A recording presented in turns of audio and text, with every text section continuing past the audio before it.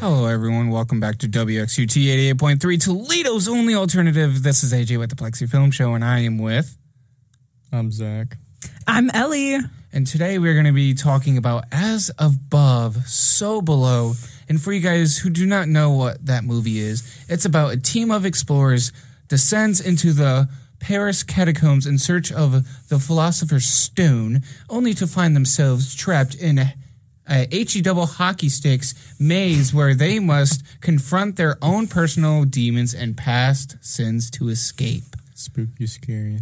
Very spooky, scary skeletons vibe, you know. This is a Halloween episode, considering I will not be able to do an episode this upcoming Sunday because I do scaring for a Boy Scout camp that I used to grow up doing with my troop. And then since I graduated high school, I've been helping with my brother and his friends do a haunted house at this camp, and I will be my 4th year in a row doing it. Oh my gosh, that's so fun. It is a lot of fun. This year it is bug infestation. And so this year I was told I was going to be an eyeball creature, and a lot of eyeball creatures are either very simple and boring or too complex for a college student to do. Oh, good point. Yeah. So I was like, I don't know what to do. So when I was looking for a mask, I was looking for a mask that is very grotesque and is missing its eyes. So I chose an old lady with her eyes taken out, and it has bugs crawling out of the eyes. Ooh. And I have like a little robe, like I'm going to make her like a little witch. So I have like a little robe, and I'm going to stick eyeballs all over with maggots, and I'm going to pour blood on my costume. Ooh, okay. I see the vision. Do they provide the costumes, or do you have to make your own? Either or, doesn't matter. He's like, I don't care what you do this year as long as you have fun and you're being as creative as you can, which is very surprising because I'm so used to him being specific to his vision. Yeah. So I'm used to that. I'm used to that vision creativity there. And I think he's just happy that I'm putting as much energy and effort into it as he is, because I'm like, I want to do this and this. And he's like, you know what? Go ahead. I like that. I'm like, yes. He's got the spirit. He's got the spirit. Let him go wild. Literally, I work for spirit. But in all seriousness, this is a Halloween episode. I am wearing my Halloween costume. I am Rigby from Regular Show. So I got the fit on. I am all comfortable, but it is hot in here. So every once in a while, I will pull up my sleeves. He's got a brown striped shirt and the iconic hat that says "I'm excellent." Yes, I do. And some makeup on, resembling raccoon eyes. Raccoon eyes with some or freckles. Mask. Yes, exactly. Raccoon mask. He does represent a raccoon. I do admit I look like a raccoon even without makeup. I've been told I have very dark eyes. I do too, and the thing is like I'm just like that. Yeah. I mean, my dad is also like it. And I'm like, man, like I look tired all the time. I look tired. It's okay. People are like, are you either tired or are you either option B, intoxication? Oh, gotcha. Okay. People are like, you're either that or that. I'm like, well, I can tell you I'm either sleepy or definitely not that, because I would not be here if I was. But yeah, so this movie rating, I gave it a 6 out of 10. What? Yes. This is my favorite horror movie, by the way. It is. Ellë, give you a rating out of 10, please. And why, obviously. I'll give you my why here in a second. Okay. So I'm actually the one that recommended this film to AJ. Yes. This is my all-time favorite horror movie. I love horror movies. I love thrillers, but my potential viewing options are very limited because I don't like excessive gore or violence. I just don't like watching it. And As Above, So Below doesn't have much of that. Mm-mm. There's one scene of violence, and then there's like 2 scenes of like excessive blood, and it's like clearly fake. So it was good. It's good in that regard. So, and it's my favorite movie. And especially on a second watch, if you watch it a second time, it's like, whoa. Yeah. I'm already... So many things are foreshadowed. There is a lot of foreshadows. And one thing I'll have to say, like, this is the big reason why it's even high number, is the amount of research and history behind this and ability is phenomenal. Yeah. Absolutely phenomenal. That's what I love about it. I didn't get to my rating, though. I rated it a 10 out of 10. Fair enough. Zach, how would you rate the movie since you came last night? For my honest opinion, I'd say... No, I want you to lie. Yes, I want you to... I'll lie then. You know what? I'll lie. Okay, tell me your honest opinion, please. All right. It'd have to be 7.5 out of 10. 7.5. I think this is probably the most real I've seen him when it comes to ratings, because he's like, you know what? This is a 10 out of 10. What? No, please. And this isn't. All right. No. Why do you give it 7.5 out of 10? I like the movie. I mean, it's all right. I mean, it's not for everyone. It's absolutely not for everybody. Yeah. I wasn't expecting like certain parts, like you to crack a certain piece of the cave and then, oh no, there's a monster coming at you. Like, That is true. That's true. It's a decent movie overall, I'd say. There's a lot of red herrings in the movie. Yes, there's things that are like not fully developed, but it's clear that was a decision they made to not do that. The reason why I gave it a 6 out of 10 is because honestly, the main character carried the whole thing. She's awesome. Same with George, but it just seemed like all the other actors just seemed like they weren't really there. Yeah. Well, the other actors were either film crew. One of them was film crew. And then literally the rest of them were all not explorers. They were all Paris natives who knew the catacombs because they engage in like graffiti and stuff. I would have to say there was definitely some continuity errors, which confused me. Really? Yeah. So you know how Scarlett she got dragged into that pool of blood? And then she ran there, and then she came back, and then she's magically pretty much clean. Like, there was, like, no blood on her after she came back. Interesting. So you know how she got dragged under the blood? She came back out, she put the stone back, and then she was trying to run back to them, and then it goes up to a close-up with her hugging her dad, and there's, like, barely any blood on her. Gotcha. And I was like, why? She was covered. She was, I mean... she fell in a pool of blood. Like I was like, okay, maybe... I don't know if that was part of the creative magical choice. I don't know if it's magically supposed to disappear once that is clear. It is a very it's definitely...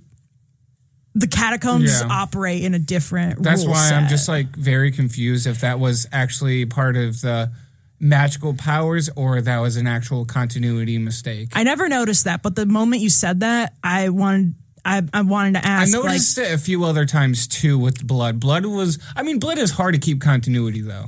For sure. Yeah. Blood is very hard to keep continuity because because you have to constantly reapply it because it just falls off. It falls off so easily. Oh, really? Yes, especially if it's homemade. I think at some points they had to do some mixtures to even just keep it on. I'll get into that in the episode, but they had to apply certain things just to even keep it on them a little bit longer. Yeah, but the IMDb gave it a 6.3 out of 10. Metacritic gave it a 39 out of 100. What? But the Guardian, I think the highest was out of 100 was the Guardian, which gave it a 40, which wasn't much of a difference. No, it's not. But they said there are some interestingly contrived moments of claustrophobia and surreal lunacy.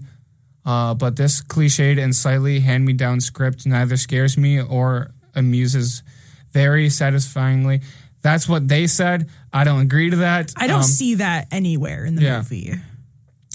So the claustrophobia is happening with Benji. That's mainly with Benji, and especially when the whole place is collapsing on him. Yeah. But they just kept saying a lot of the reviews were all the same. It was very cliche. I mean, the movie is very cliche because this is the very first catacombs movie ever. Really? Yeah, because so spoilers ahead. This is the first movie made in the actual catacombs. Are you serious? Yes. I did not know that. Yes. This was the first movie made in the actual catacombs. Of course, some scenes had to be a set, an actual set because of the safety. Oh, yeah. Like the water, it was a set. I think even some of the ceiling collapsing, it was also on set. So all the dangerous stuff were mainly a set on its own, but the rest were all natural in the catacombs. So they had to have people that did tours help them out so they don't get lost. they had to like show them around constantly so they don't get lost. And since they got approval of recording in the catacombs, they got to go in the the restricted section, like where the public can't see. They got to go in that. Oh, so that's where like so there was like miles and miles. I think over hundreds of miles of the catacombs, and the public is only a mile. Really? Yeah. So I think they got around like 3 to 5 miles of the catacombs. Yeah. Which is still impressive overall. They got to see more than what the public sees. Yeah. But Rotten Tomatoes killed this movie. I think they gave it like a 20%, something like that. I'm like, every person I've seen when looking up this movie loved this movie. I don't think I've seen a single person that like hated it, and if so, they just didn't like found footage movies, which is understandable. Yeah, the movie, it's found footage one, and I feel like the beginning is cliche. Yes. And it has some cliched tropes. Yes. But it throws all of that out in the second half of the movie. Yeah. It gets like, if you watch this movie for any reason, have it be how they represent hell or HE double hockey sticks in the movie. Yeah. It's the most creative. It is really, and really interesting cool depiction I've ever seen. Yeah. I would agree with that. One thing I kind of wish, because I'm used to found footage movies being a little bit longer, at least an hour and 40. And this was an hour and 30, which was crazy. I kind of wish it was a little bit longer because there was so much information. And I wish we could have saw a little bit more at the same time. I do wish they expanded on that red herring of the girl that was seen at the club. Oh yeah. I wish it was just that one time and that was it. She does come back for Benji. Yeah, I would say you only saw her from Benji and that's it. Yeah, but like why? Yeah. And like what's her whole deal? I mean the implication is like it's a satanic cult, but still. Yeah. So I do have one question for you guys. Yeah. What are you guys going to be for Halloween? Obviously, you know I'm Rigby for Halloween and whatnot. What are you guys going to be for Halloween? My costume is my OC. Your OC? What's your OC? Yeah, what's your OC? Go in details. The name is Banks Balyik. It's been a character that started existing in like, I don't even remember. It's been like 2 years? At least 2 or 3 years. What's your mask? It's like a gas mask. Okay. Don't know if this allows. Yeah, you're good. Okay, so it's like an airsoft gas mask, kind of thing. So like you have like the 2 rounded cups on the side of like each, like yeah, I know what you're talking about. Side of the face, and it's like battery operated, and it was like the very first thing I've learned. Like as soon as I was setting the mask up the other night, it's battery operated. So like whenever you have the mask on, it circulates a little air through the mask, so like it's easily like breathable inside of it. Have you tried breathing with the fans on? Is it harder to breathe or about the same? I mean, it's about the same. Yeah, I'd say you're in clean air, so I'm guessing it's not much different. No, I mean you're gonna tell a different one if you're in a difficult situation, obviously. And but like it goes with a gray sweatshirt, so I've acquired 2 gray sweatshirts from an Amazon package. So I'll be wearing that, and then it comes with a pair of jeans. Well, it goes with a pair of jeans, but like I want to wear my black pants too. I say if you want to, it's your OC. You can do whatever you want. Yeah, you do whatever you want. Yeah, it's your character. I'm gonna play the bottoms by ear. See how well it looks. If it looks better with jeans, I'll wear it with jeans. But if it looks better with black pants, yeah. I mean, it's like my Rigby pants. They're brown and they're ripped, and I didn't realize that they had purple in them. Which it works. It works because, like it just blends in. Yeah. The biggest thing I needed to figure out is with the eyes. The eyes are supposed to be red. Yeah. So I might have to buy transparent paint to like paint them. So I'd get like the transparent plastic. Red film. Yeah. So the best, I forget what it's actually called, but I'd buy it and then I'd cut them out to the size of your eye mask, just enough so you can tuck it in so you don't have to tape it or anything. I got one on my watch too. Watch face. Heck yeah. But yeah, I'd do something like that if that helps, obviously. And then next year, I'm trying to be a Ghostbuster. Yes. Cross our fingers. Yes. This man went to Spirit Halloween and was like, I want that. And then looks at his bank and he's like, I'm not buying that. He disagrees. Happens to the best of us. Ellie, who are you going to be for Halloween? I have two possibilities. I'd like to wear my Wooloo costume. Wooloo is a sheep Pokemon. Ooh. I have the perfect sweater for it, and it's real wool too. Even better.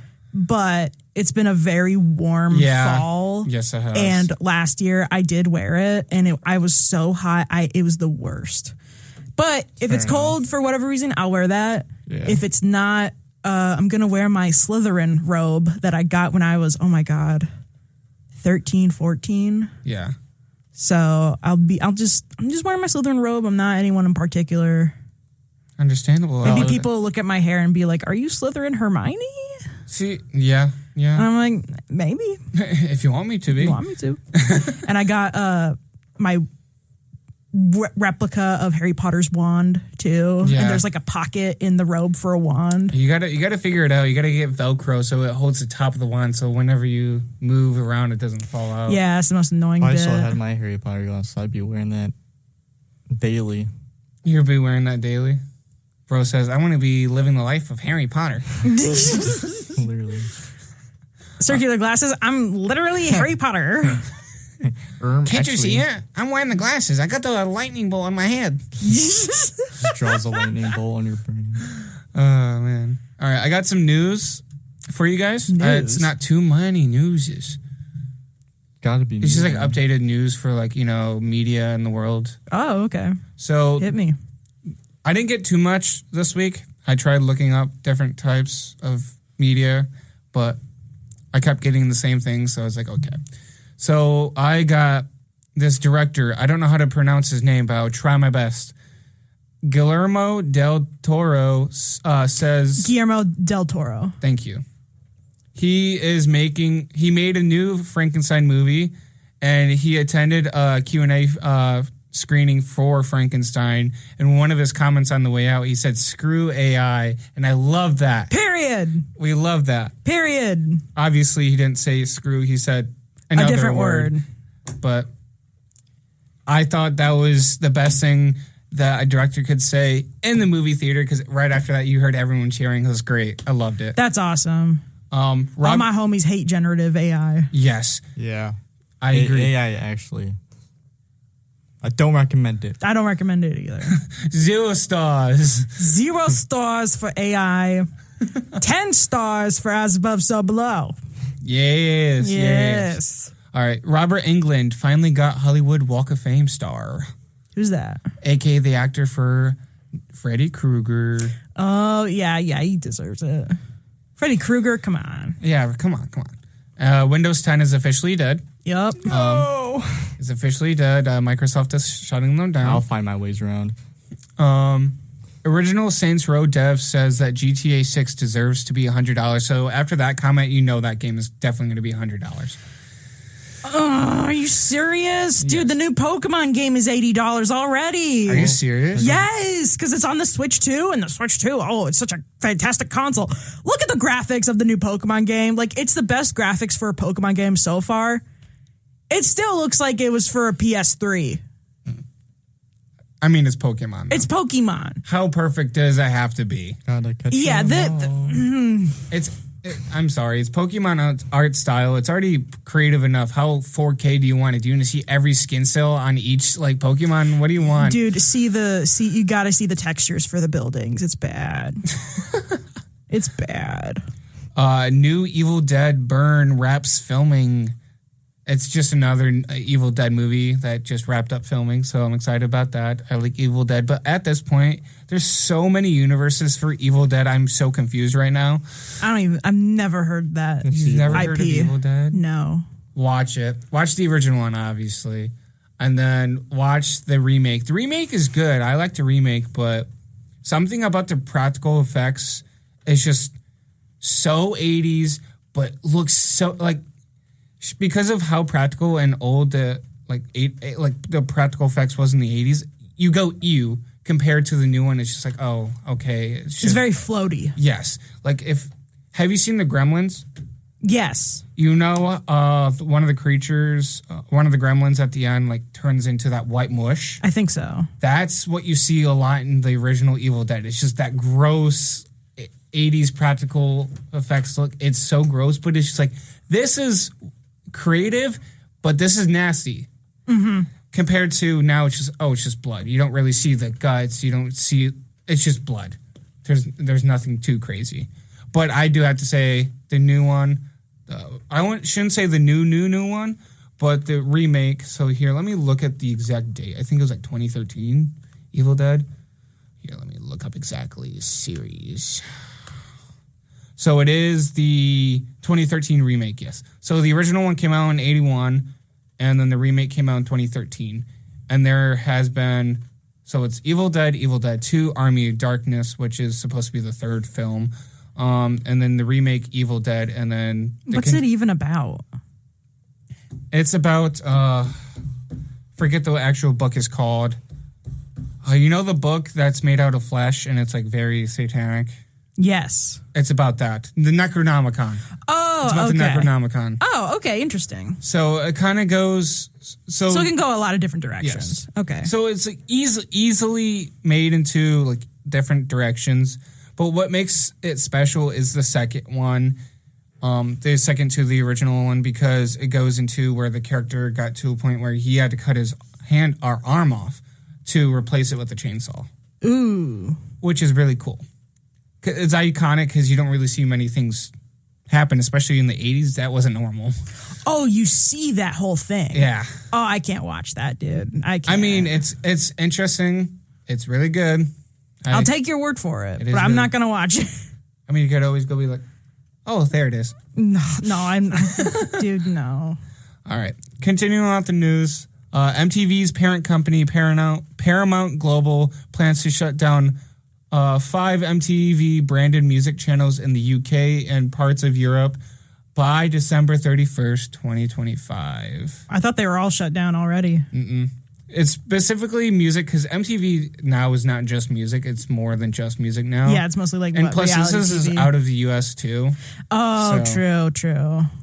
So yeah, it's still sad that you just it's going away. No. Leaks of Tyler the Creator crossover in Fortnite and Rocket League. It's hinted that he's going to collab with those. Oh my gosh, really? Yeah, dude.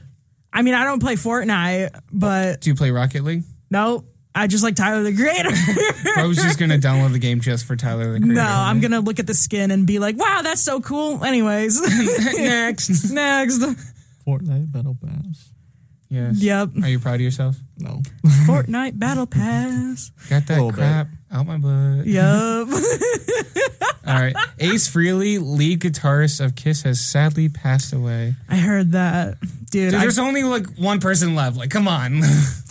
Dude, my reading fiction professor last year, his whole office is just like a shrine to Kiss.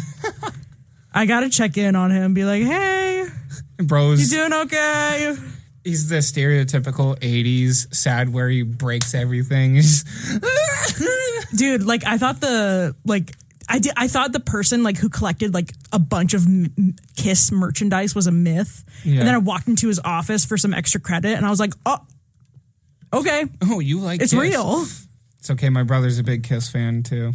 I mean, he's not that obsessive, but he's a pretty big fan. He's been to a bunch of few. 80s is good music. I like rock in general. Rock is great. I'm not picky, but 80s is good music. He's great. Who's your guys' favorite character from this movie? Scarlett. Scarlett? Why? Gaslight gatekeep girl boss. She's such... Okay, it's so rare to have a female protagonist in a horror movie, period. Yeah. And then it's even rare for her to be smart. It was common in the 80s. Really? Halloween, Friday the 13th, female protagonist. Oh, well, I haven't watched those. Survivors lasted at least 2 to 3 movies. Oh, that's cool. Yeah. But it is still rare, right? Very, very rare. Very rare. She's she's very competent. Obviously, she struggles throughout the movie. Yeah. You know, it's a movie. There's got to be struggle. Obviously. But she's very competent. I mean, there's no story without a little struggle. Though. Absolutely. You know, if there was... Yeah. And she's not like a good person necessarily. No. She manipulates every single person in the movie to go into the catacombs to some extent. Yeah. I mean, look at Benji. Poor Benji. All right, Zach, who's your favorite character? I'd say the most helpful one in the movie. George? I think. The love interest? Yeah. Yeah, that's George, right? George, you like George? The one in the bell tower? Yes. Yeah, he's cool. He's cool. He's my second favorite. My favorite is Benji. Really? Yeah, I love Benji. Bro didn't deserve being thrown down that hole, man. No, he didn't. He didn't get much screen time. He didn't. I mean, he just seems like a really chill dude. Yeah, he seems like a chill dude. Dude, like, don't disrespect my dude Benji. I love him. Yeah, he did annoy me freaking out in claustrophobic spaces, but I get it, dude. I get it. I mean, if you hear screaming of singing and the bone and you can't move, you're stuck and you can't breathe, I get it. Yeah, like, would I be freaking out in his position? Absolutely. Is it still my least favorite scene in the movie? Yes. But it is very realistic of a scene, like. Oh yeah, it's very realistic. That I would say that props on Benji for acting in that scene. Like, everyone's a phenomenal actor in this movie. Yeah, everybody. I can agree. What's your guys' favorite scene in this movie? Ooh, okay, you go first. I gotta think about this. I already know mine. I mean, you say yours. All right. So I don't know if you all remember this, but I had the biggest reaction when the scene happened. I don't know if you remember that. But the car scene on fire was like, oh yeah. Literally. I was like, this is so cool. And then bro got sucked into the ground. I'm like, this is even better. It's crazy. It's crazy. I would honestly have to say that'd be my favorite scene. That scene as well. That scene was just what? That just tells you. That just tells you like it was mixed with paranormal and supernatural. Like it was crazy. Oh, it's so cool. What's your favorite scene, Ellie? I'm gonna cry if you say when Benji dies. I'm gonna cry if you say if it's actually you mention it. Now that you mention it, no. I think my favorite scene it's like I don't have like a one favorite scene.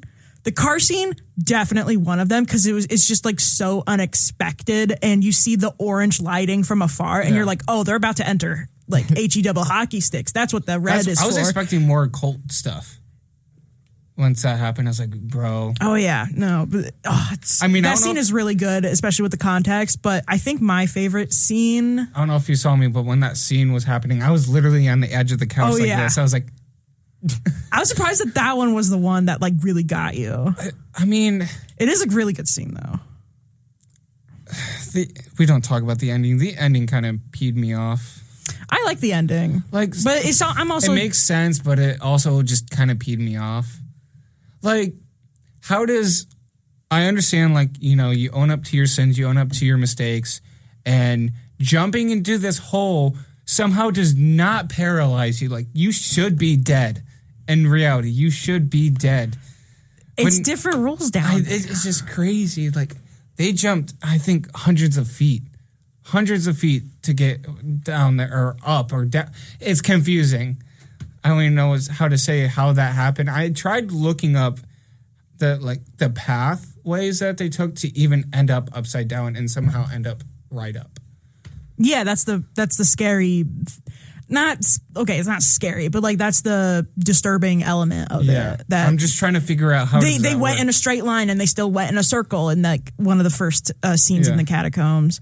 But other than the car scene, I think my favorite scene is the part in the ending with the sewer. What is it called? The blood? No, pushing the manhole. With the manhole cover, dude. When I first watched the movie and that happened, I was like, I get it now. Like, oh my god. Just like the movie, cover. The movie. Bro, I mean, that was my reaction. It's so funny because like the ending also implies that that there's a manhole cover in Paris that just leads directly to the depths of HE double hockey sticks. I mean, it's creative, but I don't know if you saw me, but when that scene came, I'm like, how does that work? That's why it's disturbing. Don't work. It doesn't work. So it's scary. Physics don't work. It's supernatural. Just imagine if we would have saw them from that perspective. They're just walking upside down. Yeah. No, I love that scene. It was such a good scene. That car one too. Watch this movie. Just do it. Watch this movie. Come on. All right. I got one last question before we go on a break. I asked you guys to take a quiz, considering there was no character quiz. I could not find any for this movie, which is very surprising considering this movie came out in 2014. But makes sense. It is a documentary. There is not a foreign quiz. But even other documentary, there's not a lot of characterization necessarily. Yeah. But it's easily discoverable which character is which. But either way... the question was, what Halloween character am I? Who'd you guys get? I'll start with Zach. I'm a ghost. You're a ghost. What was your description? Ghosts may seem scary, but they make a cute, simple costume. Similar to a ghost, you are introverted around others, yet you are a lovely person to be around with a great personality. You're sweet and smart, and you like to pull pranks and joke around. That's probably the most accurate quiz I've seen an answer to for anyone, honestly. I might have to agree. You have to agree to that one? Yeah. Ellie, what'd you get? Not to completely flip on the accuracy. Bro was like, this is not accurate at all. I got Michael Myers. Explain. What was the description? Do you remember? Yeah, it was like, you're quiet and out of the way. And I was like, I'm literally not. I'm the complete opposite of that. Anyone who knows me will attest to that. What, you're not in a psych ward? What? What? Like, what? You didn't kill your sibling? No. All right. So, do you guys want to take a guess on who I got? You're never going to guess. Was it like a general thing? Like a ghost or Frankenstein, or was it an actual character from a movie? Okay. You're never going to guess, actually. The Scream ghost. Nope. Okay. That's my guess. Zach? A spooky, scary skeleton. Okay, no, it's a character, dude. Rigby from Regular Show. Okay. From the Halloween episode, specifically. Yeah. No, I got Lydia from Beetlejuice. Really? Yeah. Okay. I have no clue who you're talking about. Isn't she the protagonist? Technically, no. Technically, the protagonist is the couple. But really? Lydia is the little girl from the family that moved in that saw the dead couple. Oh. Yeah. Interesting. Okay. That Beetlejuice was trying to force Lydia into marriage. Yeah. That is very weird. Not a good look. No. So the description was, you're unique. You tend to feel alone in the world. You're quiet, but also resourceful. And that was it. And I am like, I don't know how I feel about that one because... Well, I can agree with the first one. I'm definitely unique, but I don't think I feel alone in the world necessarily. Like, sure, we all feel lonely at time to time. Of course. But I don't feel like I can't depend on anyone. I definitely think you're resourceful, though. Yeah. I definitely think so. How so? Your breadth of knowledge across, like, media is very impressive to me. It's just because I'm a little dude and I like my movies. It's okay. All right, AJ. It's okay. People, especially when you said, how have you not seen this movie? And then I looked up the thing and I'm like, okay, I recognize it. But a lot of movies, people are like, have you not seen them? Like, because a lot of stuff when it comes to that, I didn't have resources to watch movies. So if I didn't have it on DVD, I didn't watch it. Of course, yeah. So I don't know. But I was more thinking of like your technical skills. Like, AJ is a movie buff. You want to be a director, right? Or something. Director. You want to be a filmmaker. Yeah, just filmmaker over. Yeah. Actor, don't care. But you major in communications. Yes. And the communications program at UT is very technical with cameras and like audio, video, and like you do sports stuff. Yeah. Just everything. Journalism, like everything. So you have a lot of knowledge that definitely goes well with a camera. Fair enough. Communications definitely helped me out, branch out a little bit more. Just overall, just helped me open my brain to wanting to learn more things than just one focus. Yeah. And that's why I decided, like, hey, I want to be a filmmaker, but if I can't get any of these skills, I'm not going to get anywhere. So that's why communications is my major and film is my minor, because I want to be a filmmaker overall, but I'm not going to be able to get anywhere if I don't have all the skills. Exactly. But other than that, yeah. If you guys, considering there was no character quiz, I should say this will be the last question until we take a break, I should say. All right. What character would you guys be? Starting with Ellie this time. Okay. I aspire to be Scarlett. You want to be Lara Croft? Or Indiana Jones? Yeah. She is so brave and bold. You're like, I just want to be confident. Yeah. I feel that, honestly. I'm working on that. I need to be more sure of myself. I feel that. And she is very that. She's highly educated. Very, like ridiculously educated. Not just history, but everything, I swear. Everything. She was just like, chemistry, fire. Yeah. That to me, that's just cool in itself, because you're like, watch. I'm like, what? Oh, that is cool. Yeah. I can say this scene in the movie. It happens early enough. Yeah. There's a scene in the movie where she figures out like she needs to make a chemical reaction occur, and she literally goes to some random like museum janitor's cart and gets some cleaning supplies and makes it. Yeah. She's like, watch this. Catch on fire. Yeah. And it's so cool. She's so cool. Like, yeah, she manipulated everybody in the movie, but... Sure, she almost killed everyone, but... She almost killed everybody, but... I mean, well... She's got a heart of gold! I mean, come on! Since you mentioned that, technically, because of her manipulating everyone, she didn't repent all of her sins, so technically she should have died. She didn't repent all her sins? Like, you know how like they were all saying their sins? Yeah. Technically, she didn't say that she manipulated everyone to come, so technically she should have died. Or technically, that wasn't a sin. I was manipulating that. What are you talking about? I'm not saying I agree with it. I'm just saying maybe in the movie that's not a sin. That's crazy. Either way, Zach, what character can you see yourself as in the movie? I'd say George. How so? I don't know how George is, but I'd say I'd be a great help to the team. Okay. George was definitely a great help to the team. I can see myself as Susie. Oh, how so? Just because I just think of her as George, but as a different human being.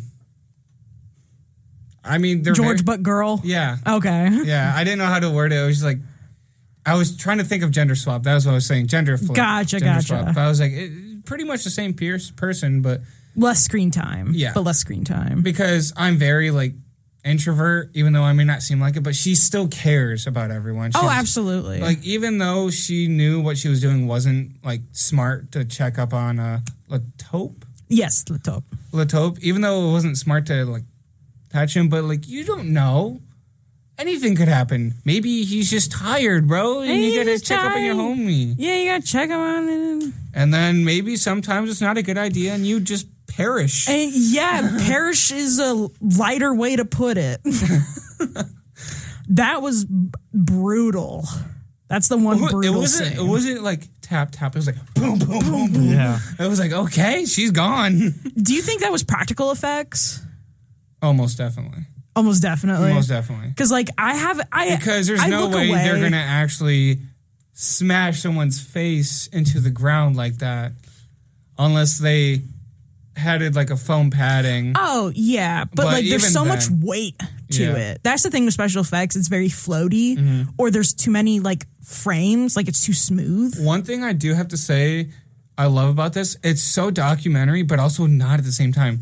It's very film documentary. Like it's not the stereotypical documentary that just cuts, blah.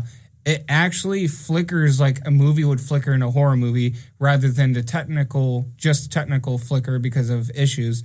Because, you know, a documentary, if it has technical issues, it'll flicker as well. But it also threw in some film flickers as well, which is great. I love it. It's beautiful. All right. I want to stop yapping. We're going to take 10 minute, 15 minute. What do you guys want? 10-minute or 15-minute break? I can do 10. 10? I can do 10. 10. We'll be back on at 10:51. I got a lot to say. Yeah. I got a lot to say about this movie. Yeah. We'll be back on at 10:51. This is AJ with the Plexi Film Show, WXUT 88.3, Toledo's only alternative. I'll see you guys at 10:51. Bye. Hello, everyone. Welcome back to WXUT 88.3, Toledo's only alternative. And this is AJ with the Plexi Film Show. And we're going to be continuing to talk about the movie As Above, So Below. And I am with...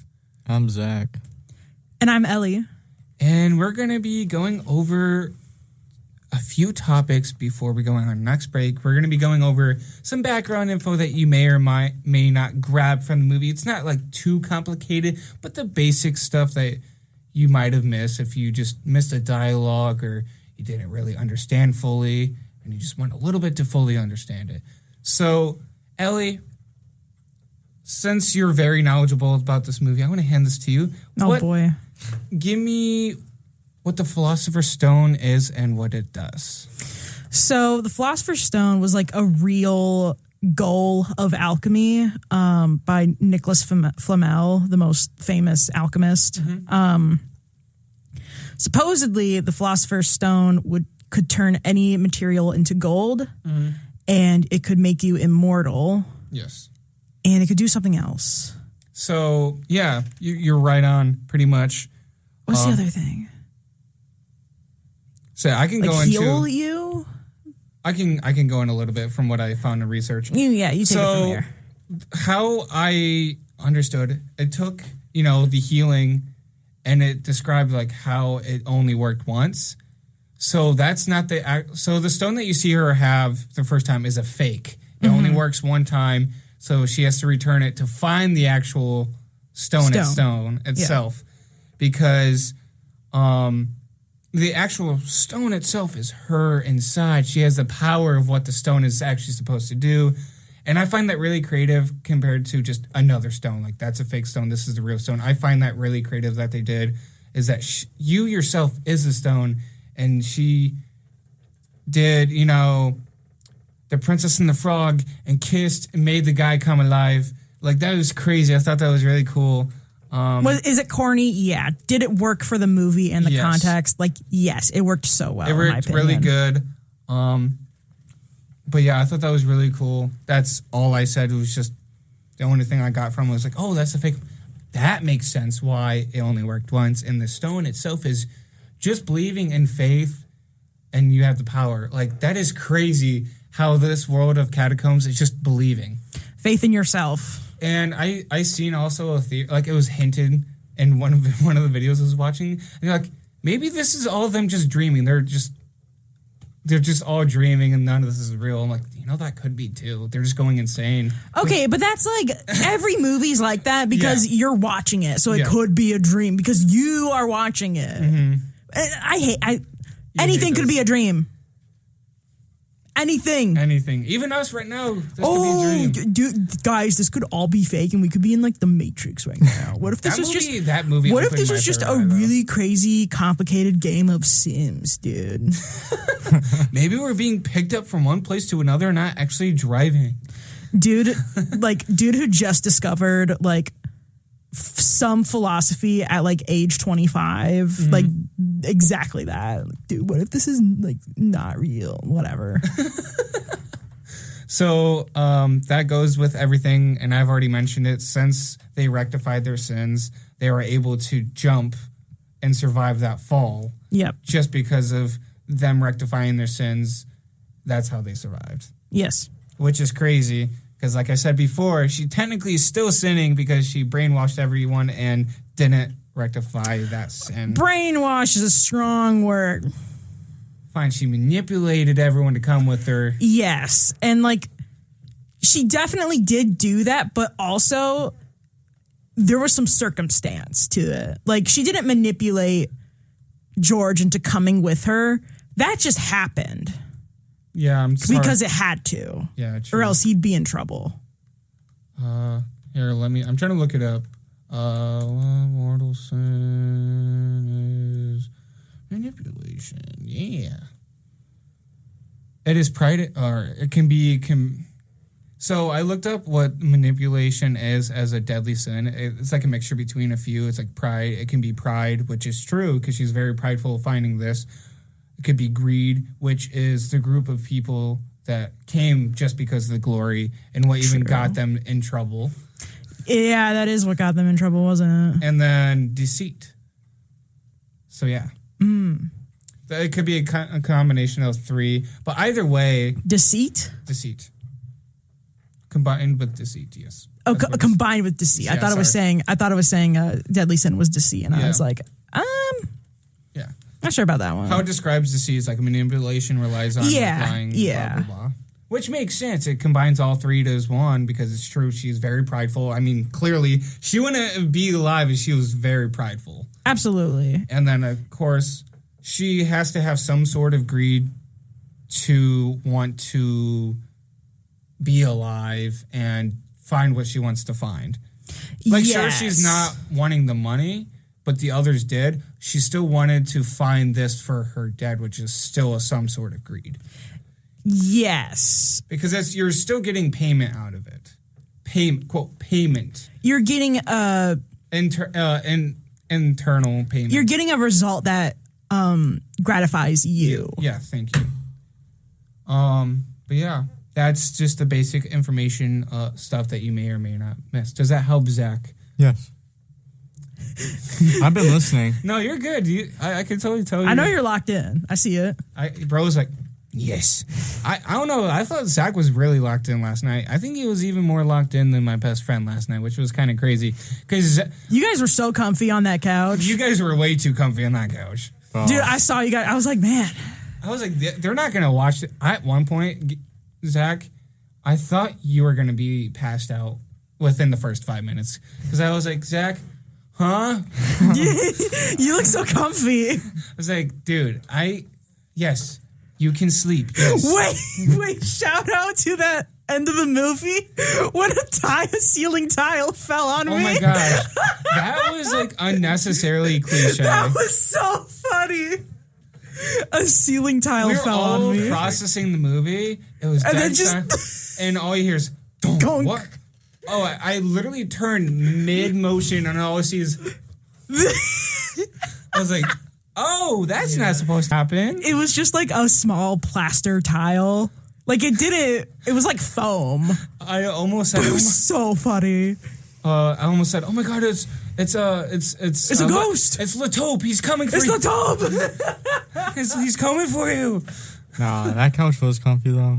But, you know, I understand it was a rough start. I watched it. No, it was probably the most engaged I've seen you for a movie in a little while. Like, I think the last time I saw you really engaged was probably Superman. It keeps you on the edge of your seat. Yeah, when we watched Superman, yeah. That was the last time I saw you really I was locked in the Minecraft movie, too. Well, Superman was after, but the last time I saw you... The Minecraft movie was so good. Don't even at me. I'm not saying my opinion. Good. It's not good. Men should be quiet more. It's not good. I don't care. It was good. It did its purpose, which was be a silly kids movie. Yes. Hey, it's not just for kids.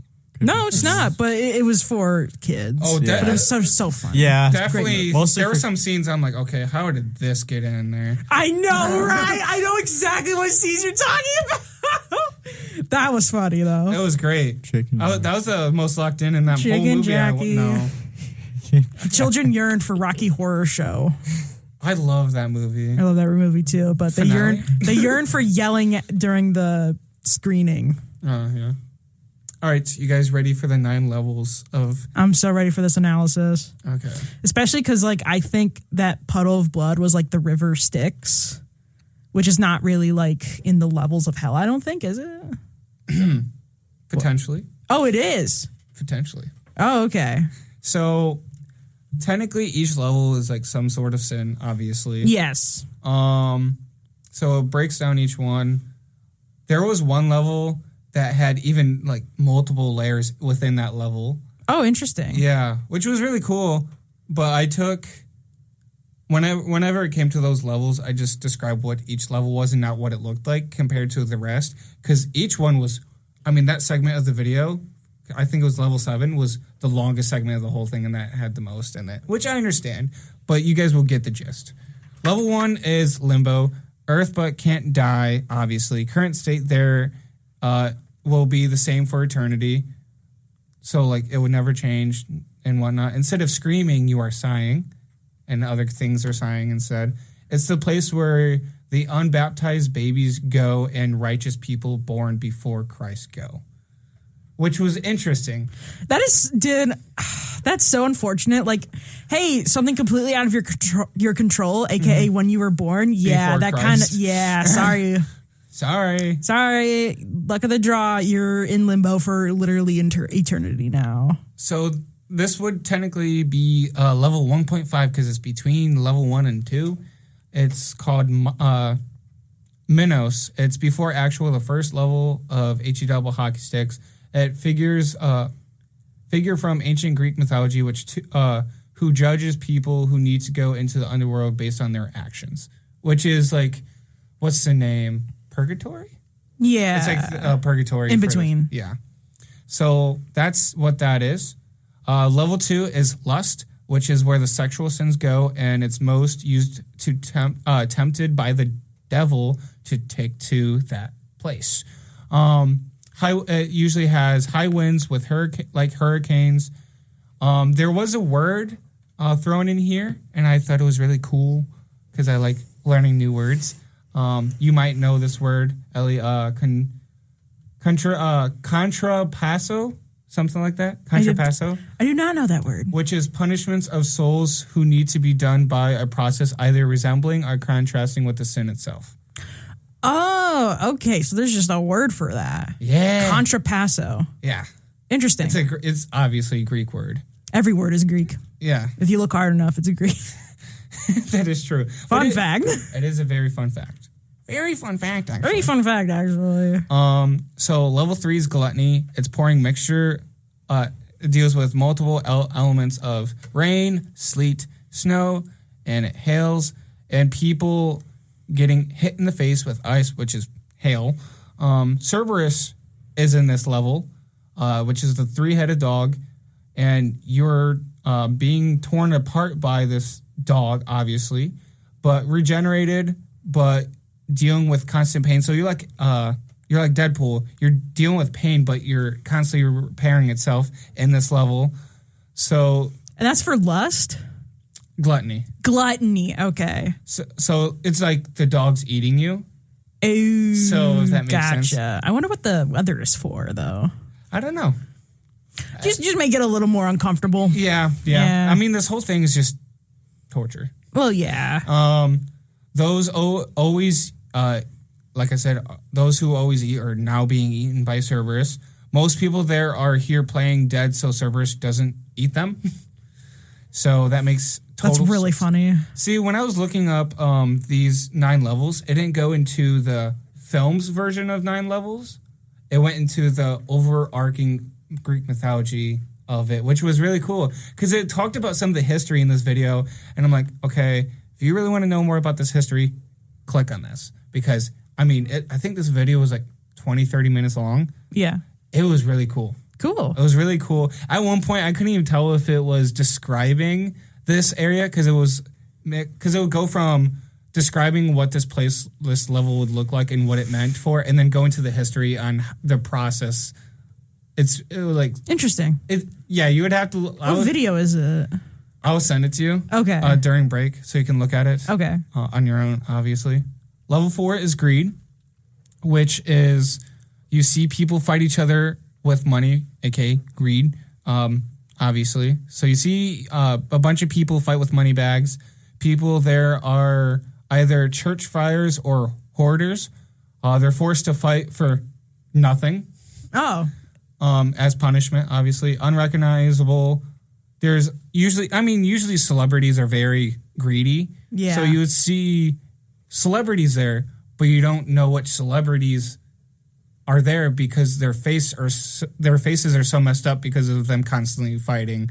Oh, interesting. It is very interesting. Greed has consumed you, so you are unrecognizable. Yeah. Dude, I'm my literary analysis. I'm not gonna lie, by the end of this, my brain was like, I opened my third eye.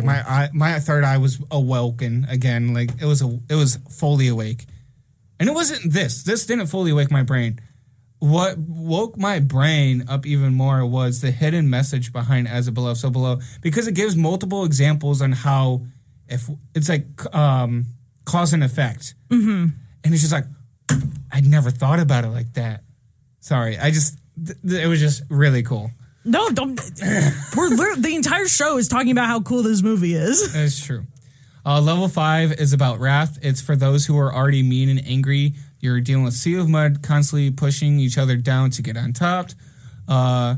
Solon is also in this, which is beneath the sea. Internally, you're gurgling with lamentation. So you're pretty much drowning in the sea of mud. That sucks. The river Styx is filled with people. Okay. And you see boat. It's either called boatman or furman. Souls from the 5th to lower levels of HE double hockey sticks. And then you see a city of Dis from level 6 to 9. Sorry, I'm trying to word it better. You see the city of Dis, which is levels from 6 to 9, if that helps. Is that a caller? We do got a caller, by the way. Oh my gosh. Let's see. Do you usually get callers during this? This season's been really good. Are you picking it up? It's Ghostbusters. Where is it? I can't see. There it is. Hello, caller. State your name and what made you decide to call in today. This is Donald J. Trump speaking. No. Hello, Cody. How are you?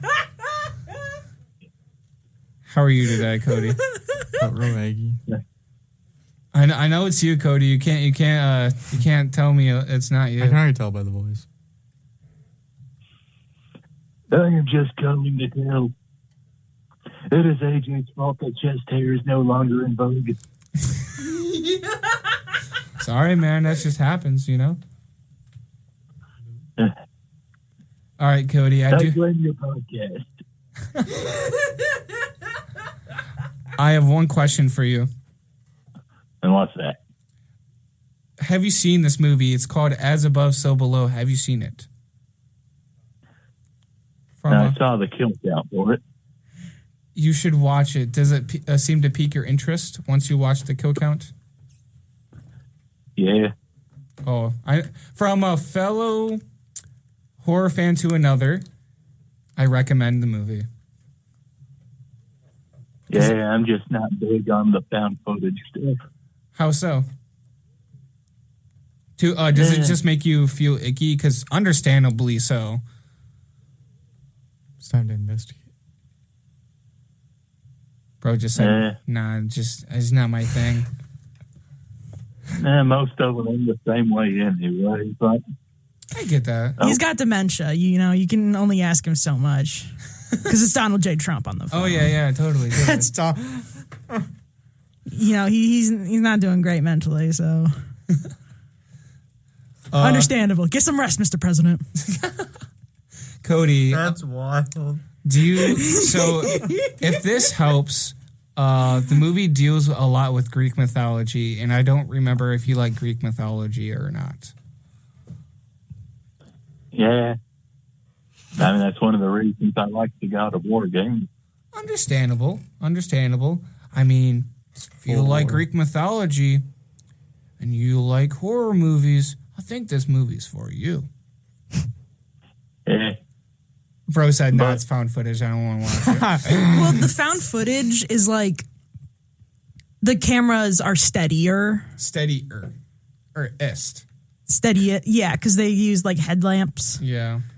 It's kind of, but also not, but it's more steadier than most found footage movies. Yeah, like if your problem with found footage is the camera and like how jostled it can be, this movie is not bad not at as all. bad. Not as bad. I mean, it's still bad from time to time, especially the claustrophobia part. That was just so shaky. I'm like, okay, I'm done. I'm so done. Well, that one scene with Benji, yeah, that one was completely like fine. Yeah. All right, Cody, you seem very tired, and it seems like you're about to game. I'm going to let you game, and I will talk to you later. Thank you for calling in. Right. Do you have any last-minute words that you would like to say? I might have to think on this. I want to give words of wisdom. I love your words of wisdom right there. All right. Remember,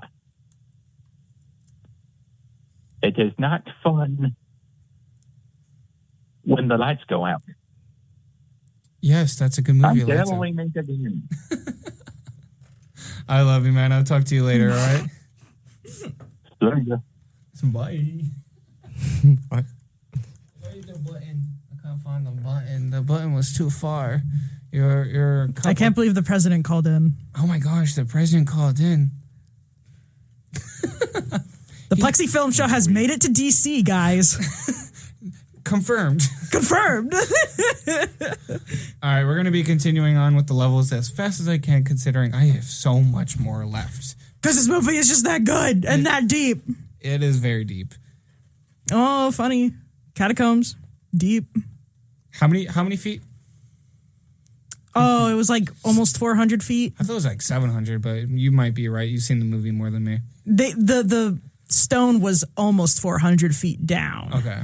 The HE double hockey sticks was like 700 feet down. You're on the... Yeah, I was thinking of... we're both correct in our own way. Yeah. All right, level 6. Who's texting me? Not me. That was me. My bad. Level 6, heresy, the first layer where they're actively sinning against someone else. Torture and not just misery. Tombs with rock laid next to each other, laying down, stoked with flames. Fallen angels making sure they are constantly suffering. This is when things are going... I'm guessing level 6 is where we actually start seeing those actual stone graves, which makes sense of the movie. Oh, yeah. Oh, yeah. Okay. I see now. Someone's excited. I see now. But that's like, that was at the end. Yeah. You know? Yeah. So level 7 is violence. It's divided into 3 parts. 1 is harm against others. 2 is self-harm. 3 is harm against God. Harm against God? Yeah. Physical harm? I think it's just overall harm. Okay. So first layer, we see the river. I don't know if I'm going to say this right. I hope I don't say it. Styx? It's called the River of Phlegethon, made of boiling blood, forced to burn for eternity by centaur. Oh, okay. Second layer is filled with dark forest with dead trees, and this is a type of bird, before I say it, just a heads up, it's called harpies. Trees that bleed if broken because they are real people who committed unalivement, and since they didn't like their bodies, they now have to spend eternity as something that isn't their own body, which is growing as trees, and they grow fruit on that tree for the birds to eat, which causes them even more pain because it's attached to their so-called new form bodies. Wow, it's crazy to see how people in the olden days thought of mental illness. Yes. Third layer is the innermost ring of that level 7, which is harm against God. Sandpit with very not covered up clothing, bodies of them screaming.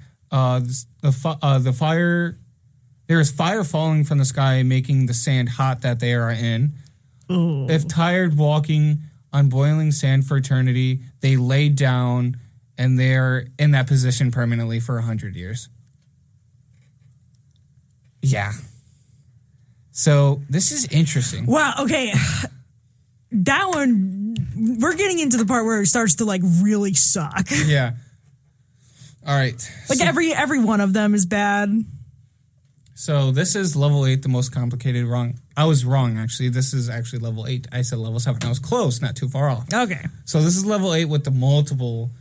So I'll let it slide this time. I was one off. I'll let it slide this time. I'll let it slide this time. Be on your game. Come on, man. Level 8 is fraud, which is divided into 10 different trenches. What? Which is called boljas, where people who made different kinds of frauds are. So these are just different types of people. Number 1 is those who betrayed love. 2 is deceptive speakers, aka liars.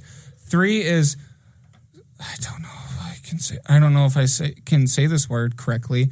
Simoniacs, which are selling sacred goods for cash, aka greed. 4 is sorcerers and seers, aka witches. The barators, aka money for political favors and corruption. 6, hypocrites. 7, thieves. 8 is evil leaders and counselors. 9 is sowers of discord, which causes trouble on purpose. 10, the last trench in this level, are liars and falsifiers. I think this is cool because it breaks down the pyramid of levels into even a pyramid within a level of different types of people, which is crazy. So what's the punishment for all of them? I didn't want to go in deep because there's a different one for each one. There's a different punishment, different there's so much. I'm like, there's no way. If this says anything, this is how long this segment already is. Wow. Yeah. So level 9, which is the last level, it is treason. It deals with a frozen lake divided into 4 regions based on who the souls betrayed as kindred, which is family, country, guests / friends, and then again, God.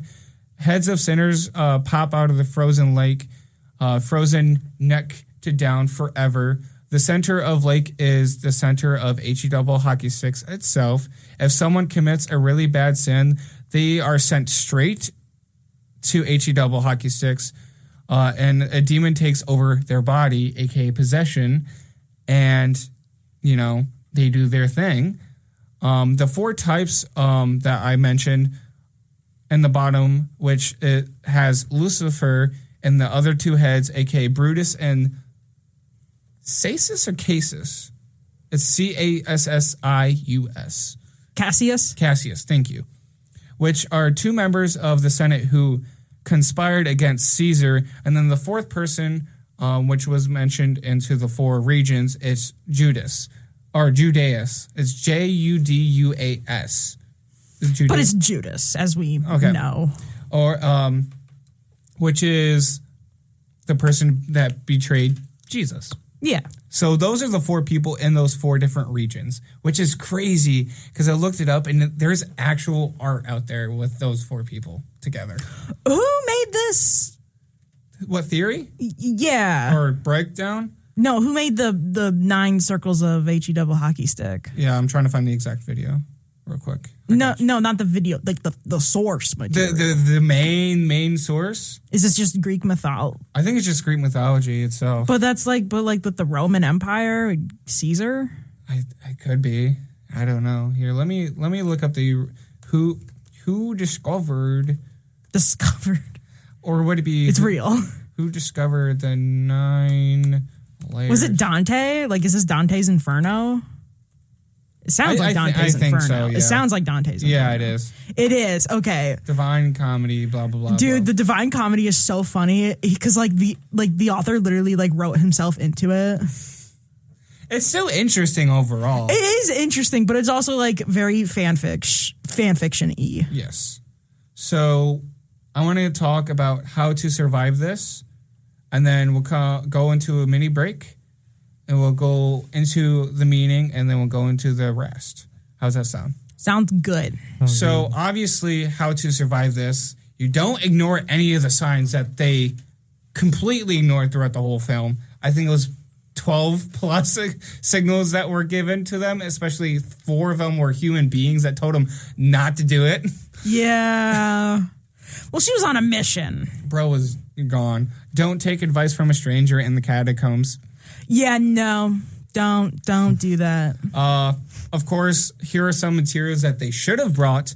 First aid kit, extra headlamps with batteries, heated blankets, food, minor lamps, helmets, wetsuits, goggles, waterproof boots, and bags, spare dry clothes, multiple ropes with gloves. Talking about ropes and gloves, they dropped half of their stuff and somehow pulled a rope out of nowhere in some of the scenes. Well, I think it's implied that the rope is just in their bag or something. But even then, towards the end, they didn't even have a bag or anything on them, and somehow Really? they pulled a rope out. I'm like, where'd that come from? Just movie magic. Come on, man. Bro's a magician. Oh, please. And then, of course, the most important thing that they should have brought are line markers so they know where they're going and where they've been. Yeah. Make sure everyone is aware of all the dangers and the exact route that they are taking. And it seemed like it was only Scarlett and George that knew exactly where the direction they were going. Compared to everyone else, who were like, I know this place, so this is one way, but they were not on the same route. Everyone needs to know the exact route that they were going before they should have went. But that's just me. Never trust anyone unless specifically a stranger, especially since Scarlett and George went to the nightclub and just talked to a stranger for help. Well, they were told by a ghost to talk to him. That's what I'm saying. It's still a stranger, though. That's true. It's still a stranger. But they needed a Paris native to they needed a Parisian to guide them through the catacombs. But any lead is a lead. For the them. rule that was mentioned was never trust anyone unless you know them, and really because you were basically at their mercy. Oh yeah, especially in the catacombs. Yeah. Make sure the weakest link is okay because they can be dangerous for the whole group. AKA Benji was the weakest link, or was it Susie that was the weakest link? Who died first? Susie, technically. Okay. Because it was Susie and then Benji. It was like that. It was really quick. Don't take paths that are unknown, especially on maps that you guys have that are old and they're still not relevant to the path. So stay on path, obviously, but, they're kind of at stake, so it's 50-50 on that one. And then, of course, after multiple warnings, just call off the hunt and then just come back another day. They could have just done that. Yeah. But she was determined, bro. She was... I got you. Well, she had a very big motivator. She did. In the movie. It was very big. Very personal. Very, very personal. All right, you guys ready for a 5 or 10 minute break? You guys decide. It is 11:24. We can do a 5-minute break. 5 minute? Yeah, I'm cool with that. You look done. I'm cool with it. I'm chilling. All right, we'll go for a 5-minute break. It is currently 11:24. We'll go for a 6 minute and make it even. We'll do 11:30. So I'll see you guys back on at 11:30. This is AJ with the Plexi Film Show. WXUT 88.3, Toledo's only alternative. Enjoy. Hello, everyone. Welcome back to WXUT 88.3, Toledo's only alternative. This is AJ with the Plexi Film Show, and we're going to be talking about As Above, So Below. And I'm with... Hi, I'm Zach. I'm Ellie. And Ellie's got a promo for you. Why don't you go? Yeah, so if you want to hear more from me, my show, Your Sister's iPod, where I play 2000s, 2010s indie music, is Saturdays, 8 to 10 p.m. So come back next weekend. Yes. For Your Sister's iPod, if you like indie rock. Heck yeah. And then I got an announcement for WXUT. We will be having a 24-hour radiothon November 1st to the 2nd. It will be starting on midnight, technically at Halloween night. So November 1st at 12 a.m. to November 2nd, 12 a.m. It's going to be crazy. It's going to be crazy. We're going to have every single member of WXUT coming in and out of the station talking about sports, movies, music, all the above, anything you can think of, candy, anything you can think of will be on the radiothon day. And sometimes during some of the day, it might be music. And the shows during that day or those days period will be still during those times. So make sure you guys tune in on November 1st at midnight to November 2nd, midnight. I really lucked out with the radiothon because my time slot is already during there. So I won't have to come in at 3 a.m. Yes. I still don't know what I want yet. I might just join in randomly. You can join on my show. That's what I thought about. Yeah, join on my show. I'm thinking about doing a candy tier list. I'm down for that. We should all make our own candy tier list. Well, I was thinking more we make a collective one. Ooh, that's even we better. argue over it. I love argue that. over it. For an hour, yeah, that. Yeah, for an hour. Well, technically, with some it's breaks. Show 2 hours. My show's 2 hours. It's usually an hour of music and then an hour of talk show. I love it. I'm excited. Well, at first, I'm like, oh, the anniversary is not until November. Oh, it's almost November. I know, right? That was my reaction. It's crazy. I still don't. You know how sometimes you're like, oh, I'm not feeling it doesn't feel like right now. It doesn't feel like Halloween yet. No, it doesn't. It feels like September. September on the 21st night of September. Okay, wrap it up. All right, sorry. But that's how I feel about the radiothon. I should be hyped up about it. I'm excited. Yeah, I'm so excited. I'm great, but I should be oh my god, I'm jumping up and down. No, I wish I had the energy now when my brain's dude, it's so cool, but my energy is yeah, it's so cool. It doesn't feel like fall. No. Today was the first real fall weather. Yes. It was rainy, it was windy, it was all the above. It was cloudy. It was very pretty outside. Very pretty outside. I like it when it's windy. I usually don't like walking in the rain, but it was just a little sprinkle. It felt nice. Yeah, this morning it was a little sprinkle, and then it started going pouring on and off all day. I just work here. You just work here? Yeah. No way. He works on the weather. Knocking on the door. Hey, maybe the weather will be accurate for once. Maybe. That's true. All right, you guys ready for the hitting meaning of as above, so below? I'm so ready because you've been teasing this all night. So you might not see it as exciting as me personally because I like psychology and this stuff just throws in my brain. So the principle suggests that patterns, phenomena observed in one realm of existence are mirrored or reflected in another, creating harmony or balance between different levels of reality. When it's said it's the patterns and dynamics we observe in the larger macrocosmic world are reflected in the smaller microcosmic world and vice versa. They both reflect one another. If one's being affected, so does the other, and then back and forth. Yep. The 4 seasons throughout the year is an example of macro, aka daily is micro, and yearly is macro. Spring equals morning, summer equals midday, autumn is evening, and the winter is night. So that in itself is already really cool to think about, which is a cycle of life and death every day. As you are asleep, you are essentially dead. And when you wake up, it's like you are born again. Interesting. So those are some examples of macro and micro already. Yearly is macro and daily is micro. Yeah. And that's where it comes to the seasons as macro and where was it? Yeah. And the actual morning, midday is the micro part of it. And it's so crazy to think about them like that. It's like a Rubik's Cube. That's how I think it's really cool. Oh, that's okay. Another example is the sun versus the moon and day versus night. Life and death as above, so below. So sun is the daytime. When you see the moon, it's night usually. That's usually how that works. You see the moon in the day. Yeah, but occasionally when you see the moon, it's at night. We think of it as during the night, yeah. Yes. But she's always there chilling. She's always vibing. You exist in two realms, inner world. You exist in two realms, inner world, which is your inner thoughts and emotions, and no one can see them besides for you. The outer world which is your physical body that everyone can see. So that's your outer world, aka your physical body. Inner thoughts is your inner world. Your inner voice and your outer voice are different.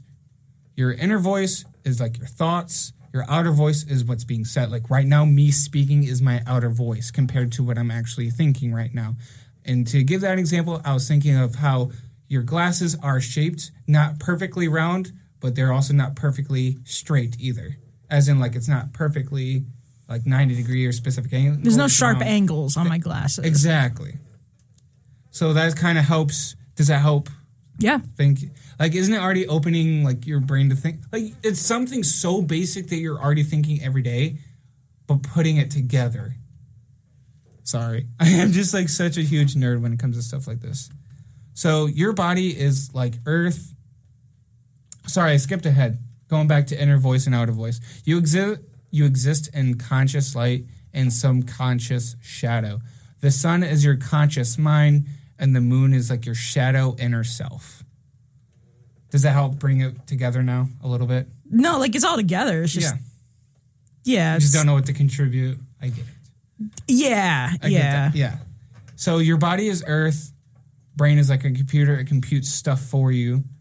It computes what you see and interpret. It's like when you're touching something, you're not actually touching it. Your brain thinks you're touching it, but I don't know if you've heard the thing when you're touching something and zoomed up on a very tiny microscope. You're technically not touching it, which is just so interesting. That's crazy to me. So there's different types of planes, which is like the above and below. So there's mental, astral, etheric, and physical. So mental and astral, which is spirits as above. Mental is like your thoughts. Astral is like your imagination. Oh. So below is etheric and physical. So etheric is like your energy. Physical is like materialism. Okay. So this kind of goes along with more examples. The world is in the mind of God. We are all thoughts of God. If he exists, that means we are God because of as below, so below. Oh, made in the image of God. Yeah. Interesting. And that made me go, whoa. Are you religious? A little bit. A little bit? I believe there is a heaven and the underworld, and I believe in God. Okay, so you're like Christian agnostic-esque. Yes, exactly. Gotcha. So your mind is your spirit, and your brain is matter, which is the physical of your mind. So your brain is the physical, and so spirit is not like physical. It's spirit. Spirit's. I'm trying to think of the actual word. It's non-material. Non-materialistic. Yeah. It's not non-physical. Non-physical. That's just the easiest way to figure out compared to a brain. So just like the heart is physical for the soul. Does that make sense? Yeah. Okay, cool. Soul is always wanting to expand and learn. So this kind of breaks a little bit down into actual psychology. Usually you can tell the type of person just by looking at somebody's body type or the way they present themselves even. Yeah. So usually someone that is considered overweight is because of their mindset of themselves or the world. Usually. Stereotypical. Okay. That's just what this video said. Okay. So I don't know how much I really believe it. I think fashion would be a better example. But like how he said is like usually overweight people can tell that person has no self-control, no self-discipline for themselves. Your inner mind affects your outer mind, aka your body. A perfect body means they have take more suffering and discipline for themselves, which is why people occasionally respect those who are more fit. Quote, more fit. Yes, that's sociological, by the way. Thank you. Not psychological. Psychological implies it's biology. Yeah. But a lot of psychology is actually more sociology. And because societally, our brain is affected by society and the culture. True. Yeah. True. Thank you. Just your local sociology major. If you don't have a good relationship with yourself, then you won't have a good relationship with others. And that's where the video kind of ended overall. That makes sense. So I thought this whole thing was just really interesting because it went from something very simple just to understand what the meaning of as above, so below, like how it worked. And then it got very deep. Like I was like, holy shnikes. Yeah, well, our brains are awesome at finding patterns and things repeat themselves all the time. Yes. So it's like, okay, a cyclical. Mm-hmm. Like people say history like keeps repeating itself. I don't think it's that. It definitely rhymes. Yes. History rhymes. History tends to, it's like the rule of thirds. It tends to happen, or not the rule of thirds. Things repeat in threes, usually. Yeah, usually. And it's just also there's patterns in people, and so it repeats itself. It tends to repeat every once in a while. Do you guys want to take a guess on the amount of kills in this movie? Oh, well, isn't it like... Wait. What was the team made out of? How many people were on the team? I'm not going to spoil it. Oh, come. I literally watched the movie. I shouldn't say spoil. I'm not going to tell you. I'm not going to try to help you. Okay, 2, 3, 4, 5. It's six. So. My guess was about right. What's your guess? 3. 6, 7. Oh, are you saying in the group? 6, 7. Yeah. 6. Oh, okay. Don't. I wasn't trying to go for that joke, but. So how many kills you guys guessing? 3, possibly 4. 3, possibly 4. Okay, Zach? On camera? Just overall. Overall in the film. 7 or 8. It might be 5.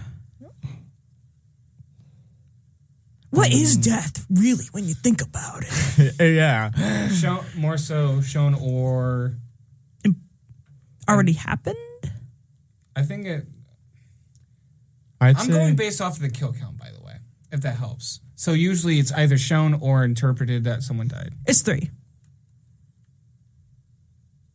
you want to take a guess, Zach? 3 or 4. 3 or 4? Yes, you guys are both right. 3. It's 2 male, 1 female, so that takes a runtime that's 93 minutes, and that's a kill every 31 minutes. I feel like a genius. Me?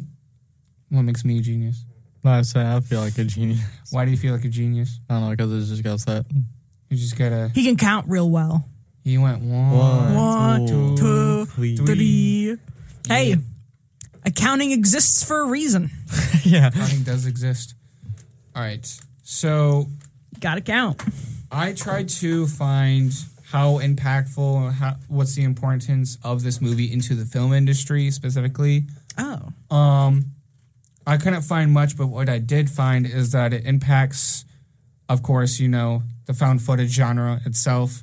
It creates realistic to the claustrophobic atmosphere, which is true.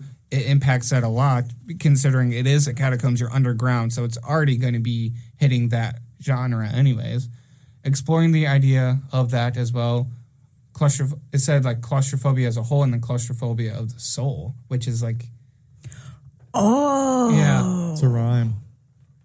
That's interesting, especially in later parts of the film. Mm-hmm. Mm-hmm.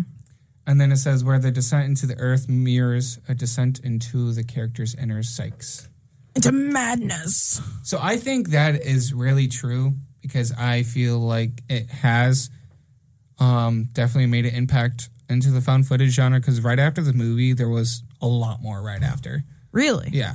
I mean, there was... I even looked up the creator of this guy, or the director of this guy. I don't know why I said creator. The director of this guy made a lot of the movies that I've seen that are found footage. So Okay, so this guy likes found footage. Oh, yeah.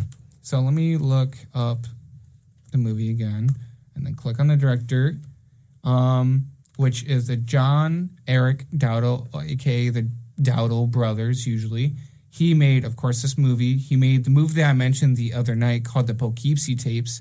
He made the movie Quarantine. He made Devil, which came out in 2010. And then he made Transcendent Man and Dark Real. And No Escape. I have to look at those movies. Say, As Above, So Below, the other movie that's popular in the found footage is Quarantine. Poughkeepsie is popular because of it being banned and not like... Why is it banned? Because of how bad it was. Bad? Like, not like, oh, that's so bad. Like, it's like, oh my gosh, that's horrible. Ooh. Yeah. Like a lot of on-screen violence. Yeah. Okay, yeah, I'm not going to watch that one. It was banned. Like, just do some research about it on your own and figure out why. Okay. I can even tell you during break if you're very curious into okay. it. But yeah, that's the importance of it. Some product placement in the movie, there wasn't much. I thought there was going to be none, but when I looked it up, it kind of made sense. So there was Krispy Kreme, and then, of course, any of the phone products that they had and the camera products that they had. Where was the Krispy Kreme? I've watched this movie many times. There's no Krispy Kreme. Here, let me see. I'm going to need some evidence of this. Bro's like, where's the clip? Where's the clip? Roll the clip. Okay, I looked it up multiple times, and now it's just saying, no, it's not in it. I looked it up like 3 different times, and it said it was in it, and now it's saying it's not. What, Google AI? No, other websites. Like, I'm just scrolling through different websites. Some would say yes, some would say no. I'm just like... Where was it? Just it must have been in the beginning of that movie. I mean, it's got to be there. It's probably hinted at it, maybe, or not. I don't know. I haven't found a single clip about it, so I'm guessing probably not. But Krispy Kreme may or may not be in this movie. May or may not. Not confirmed. Not confirmed. I think it's a no. I would say it's a no as well. But it would be cool if it was. No. It would Imagine. not. Less ads in my movie, please. Imagine saying, go watch my movie for some free donuts, and it's just people dying. It's just the kill count of all of them dying. All right. So I am going to go into the behind the scenes for the last segment of the show. So there wasn't much because I kept getting a bunch of the same stuff over and over. This was the first film to be given permission to shoot in the catacombs and some out of the permitted territory. There was a crew of 10 at a time plus the cast during shooting. That must have sucked. Yeah. I mean, that must have sucked. How the director described, even just behind Scarlett, he was like, it was the DP, it was the director, it was the sound guy, it was just a line of people just falling behind. Same conditions that the characters went through is very similar of the same conditions that the actors went through. So it's pretty realistic to how they felt. Everyone went to the catacombs and was uncomfortable. Yes. The water scenes and the big ceiling scenes that I mentioned that were collapsed were performed on a built stage. The car scene was hauled down into the catacombs, by the way. Really? Yeah. In a section where they can practically do pyrotechnics to make it work. They used ventilation systems and waited to light it on fire just before shooting. What? Yeah. Isn't that interesting? That's incredible. Well, yeah, right when I just heard even the car was able to fit down there is crazy. Yeah. There was probably another entranceway that they went to. Oh, yeah. Well, they got to get equipment down there, I'm sure. Yeah. Like excavators or something occasionally. They could have also just dynamite a whole area too. Who knows how much permission they actually got to do this. The blood river that Scarlett gets grabbed into the, towards the end of the film, it's thick raspberry syrup, which while shooting, the actor would have to be coated with KY jelly just to keep the syrup on her, plus to not dye her skin pink as well. Oh, that's funny. Their director wanted to make a found footage film that's based around the idea of Indiana Jones type. That's cool. Which makes sense for Scarlett. Oh, yeah. The nightclub scene is very authentic. They actually did go to a real nightclub party going on at that time. That's cool. Just to get that done, which is really cool because a lot of stuff like that, especially public spaces, are usually done like that. You just need permission, and you're fine. Especially with it being found footage, it's a lot easier because just one camera. Yep. So, other than that, that's all the behind the scenes that I have. Do you guys have anything that you guys would like to add before we wrap up for the night to this? Not that I know of. You go, Zach. I'll say any thoughts, opinions that you thought of during the movie that you never got to mention. The movie was definitely interesting. I definitely did like it overall. Is it one of your favorite scary movies you've seen? I'd say one of my top 10. Top 10? Okay.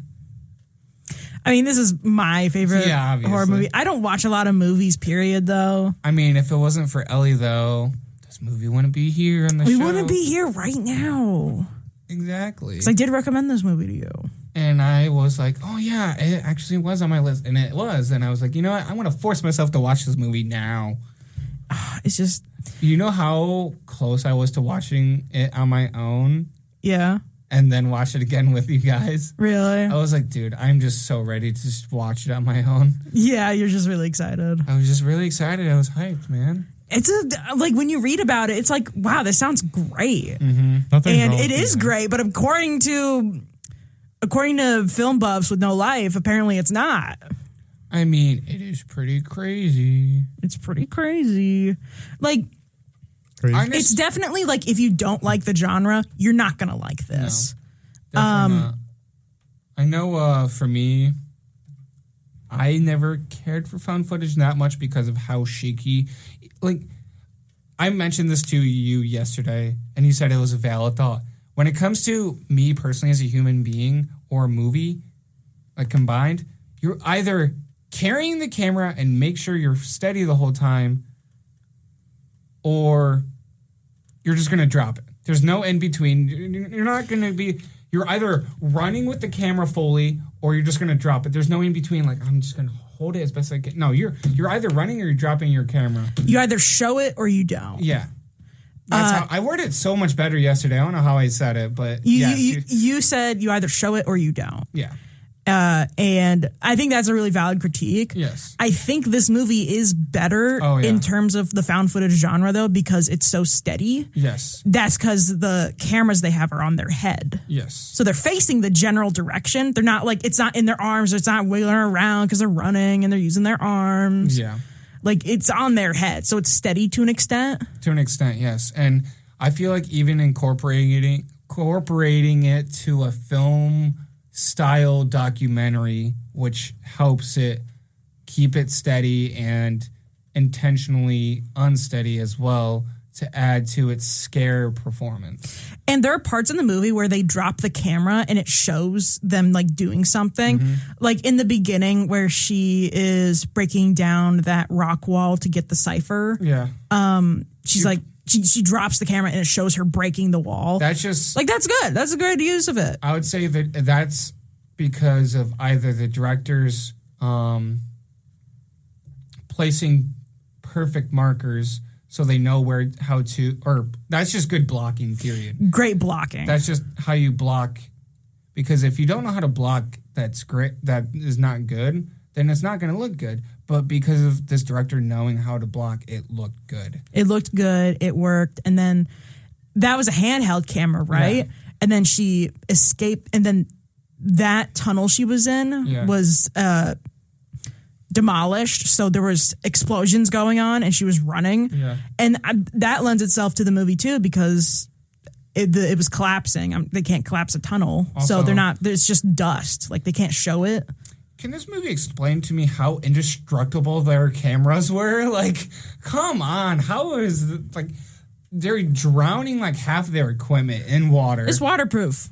#LifeProof cases.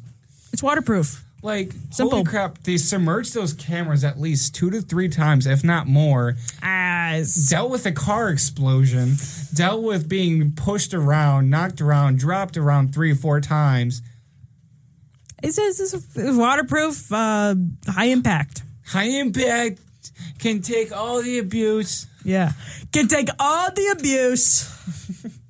I just thought, I was like, I just remember halfway through the film, how is this camera still working? Yeah. I was like, damn. They make waterproof professional cameras. Not waterproof, but there is waterproof cases, aka big square boxes that have to be handmade.